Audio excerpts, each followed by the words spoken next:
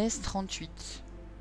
En ce temps-là, Juda s'éloigna de ses frères et se retira vers un homme d'Adulam nommé Hira.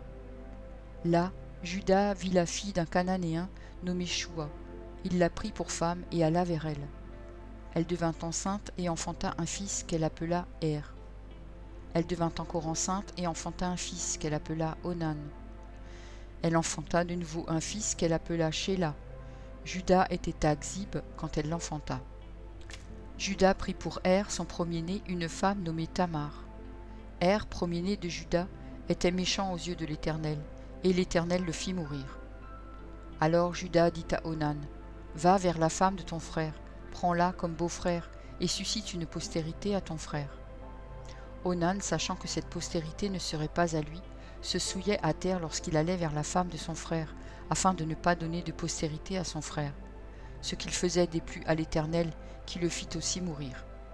Alors Juda dit à Tamar, sa belle-fille, « Demeure veuve dans la maison de ton père, jusqu'à ce que Shéla, mon fils, soit grand. » Il parlait ainsi dans la crainte que Shéla ne mourût comme ses frères. Tamar s'en alla, et elle habita dans la maison de son père. Les jours s'écoulèrent, et la fille de Shua, femme de Juda, mourut. Lorsque Juda fut consolé, il monta à Timna, vers ceux qui tondaient ses brebis, lui et son ami Hira, l'Adulamite. On en informa Tamar, et on lui dit, « Voici ton beau-père qui monte à Timna pour tondre ses brebis. » Alors elle ôta ses habits de veuve, elle se couvrit d'un voile et s'enveloppa, et elle s'assit à l'entrée d'Énaïm, sur le chemin de Timna, car elle voyait que Shéla était devenu grand, et qu'elle ne lui était point donnée pour femme. Juda la vit et la prit pour une prostituée, parce qu'elle avait couvert son visage. Il l'aborda sur le chemin et dit, « Laisse-moi aller vers toi. » Car il ne connut pas que c'était sa belle-fille. Elle dit, « Que me donneras-tu pour venir vers moi ?» Il répondit, « Je t'enverrai un chevreau de mon troupeau. » Elle dit, « Me donneras-tu un gage jusqu'à ce que tu l'envoies ?» Il répondit, « Quel gage te donnerai-je » Elle dit, « Ton cachet, ton cordon et le bâton que tu as à la main. » Il les lui donna. Puis il alla vers elle, et elle devint enceinte de lui. Elle se leva et s'en alla. Elle ôta son voile et remit ses habits de veuve. Juda envoya le chevreau par son ami l'Adulamite pour retirer le gage des mains de la femme, mais il ne la trouva point. Il interrogea les gens du lieu en disant, « Où est cette prostituée qui se tenait à Énaïm sur le chemin ?» Ils répondirent, « Il n'y a point eu ici de prostituée. » Il retourna auprès de Juda et dit, « Je ne l'ai pas trouvée, et même les gens du lieu ont dit, il n'y a point eu ici de prostituée. » Juda dit, « Quelle garde ce qu'elle a ! Ne nous exposons pas au mépris. Voici, j'ai envoyé ce chevreau, et tu ne l'as pas trouvé. » Environ 3 mois après, on vint dire à Juda, « Tamar, ta belle-fille s'est prostituée, et même la voilà enceinte à la suite de sa prostitution. » Et Juda dit, « Faites-la sortir, et qu'elle soit brûlée. » Comme on la menait dehors, elle fit dire à son beau-père, « C'est de l'homme à qui ces choses appartiennent que je suis enceinte. Reconnais, je te prie, à qui sont ce cachet, ces cordons et ce bâton. » Juda les reconnut et dit, « Elle est moins coupable que moi, puisque je ne l'ai pas donnée à Shéla, mon fils, et il ne la connut plus. » Quand elle fut au moment d'accoucher, voici, il y avait 2 jumeaux dans son ventre. Et pendant l'accouchement, il y en eut un qui présenta la main.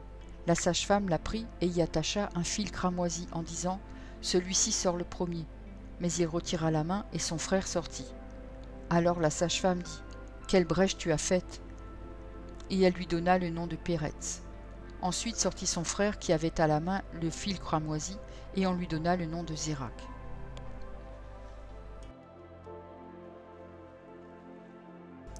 Genèse 39. On fit descendre Joseph en Égypte, et Potiphar, officier de Pharaon, chef des gardes, égyptien, l'acheta des Ismaélites qu'il y avait fait descendre. L'Éternel fut avec lui, et la prospérité l'accompagna. Il habitait dans la maison de son maître l'Égyptien.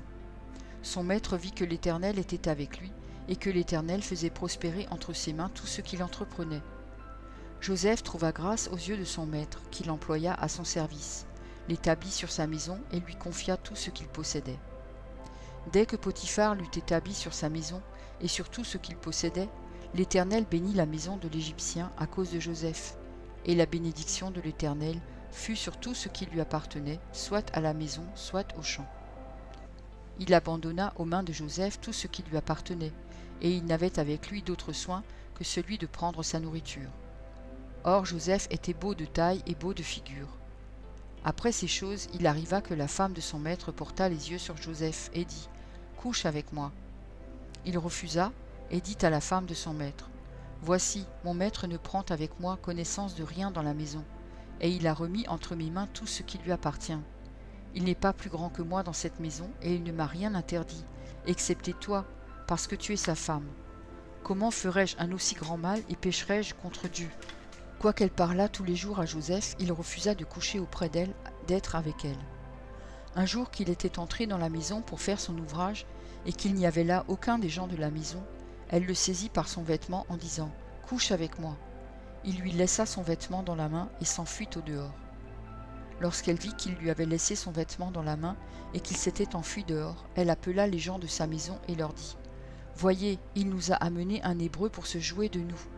Cet homme est venu vers moi pour coucher avec moi, mais j'ai crié à haute voix. Et quand il a entendu que j'élevais la voix et que je criais, il a laissé son vêtement à côté de moi et s'est enfui dehors. » Et elle posa le vêtement de Joseph à côté d'elle, jusqu'à ce que son maître rentrât à la maison. Alors elle lui parla ainsi. « L'esclave hébreu que tu nous as amené est venu vers moi pour se jouer de moi. Et comme j'ai élevé la voix et que j'ai crié, il a laissé son vêtement à côté de moi et s'est enfui dehors. » Après avoir entendu les paroles de sa femme qui lui disait « Voilà ce que m'a fait ton esclave », le maître de Joseph fut enflammé de colère. Il prit Joseph et le mit dans la prison, dans le lieu où les prisonniers du roi étaient enfermés. Il fut là, en prison. L'Éternel fut avec Joseph, et il étendit sur lui sa bonté. Il le mit en faveur aux yeux du chef de la prison. Et le chef de la prison plaça sous sa surveillance tous les prisonniers qui étaient dans la prison, et rien ne s'y faisait que par lui. Le chef de la prison ne prenait aucune connaissance de ce que Joseph avait en main, parce que l'Éternel était avec lui, et l'Éternel donnait de la réussite à ce qu'il faisait. Genèse 40. Après ces choses, il arriva que les chansons et le panetier du roi d'Égypte offensèrent leur maître, le roi d'Égypte. Pharaon fut irrité contre ces deux officiers, le chef des échansons et le chef des panetiers, et il les fit mettre dans la maison du chef des gardes, dans la prison, dans le lieu où Joseph était enfermé.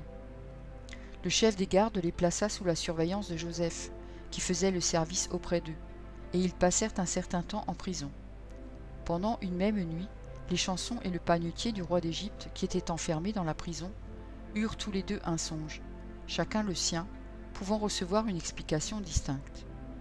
Joseph, étant venu le matin vers eux, les regarda, et voici, ils étaient tristes. Alors il questionna les officiers de Pharaon, qui étaient avec lui dans la prison de son maître, et il leur dit « Pourquoi avez-vous mauvais visage aujourd'hui » Ils lui répondirent « Nous avons eu un songe, et il n'y a personne pour l'expliquer. » Joseph leur dit « N'est-ce pas à Dieu qu'appartiennent les explications?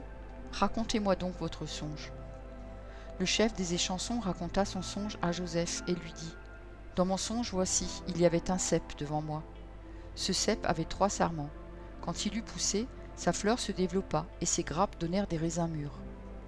La coupe de Pharaon était dans ma main. Je pris les raisins, je les pressai dans la coupe de Pharaon, et je mis la coupe dans la main de Pharaon. Joseph lui dit « En voici l'explication. Les 3 sarments sont 3 jours. Encore 3 jours, et Pharaon relèvera la tête et te rétablira dans ta charge. Tu mettras la coupe dans la main de Pharaon, comme tu en avais l'habitude lorsque tu étais son échanson. Mais souviens-toi de moi quand tu seras heureux, et montre, je te prie, de la bonté à mon égard. Parle en ma faveur à Pharaon, et fais-moi sortir de cette prison.